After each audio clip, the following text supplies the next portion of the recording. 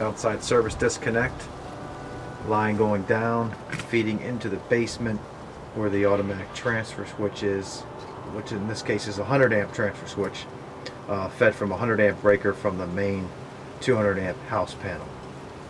This is a 15 kW Briggs and Stratton air-cooled unit. See, it's nicely disguised here in the front yard, but you wouldn't be able to tell because it's nicely disguised and hidden between bushes and behind all the shrubbery and landscaping. So I'm looking across the street to the neighbor's house, but as you see, I can't even see it. Here's a front view, so as you can see, you cannot really see the generator at all. Pretty much tucked away, and it's easy enough to do either before or after, depending on your landscaping. So this turned out to be the best spot for this unit.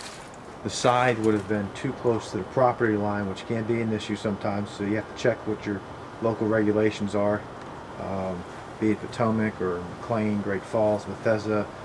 Check the county regulations and also your homeowners association. Tied into the natural gas meter right here, and there's the natural gas connection. Let's go ahead and start this up on manual override. This is fairly new, just says 3 hours, but here in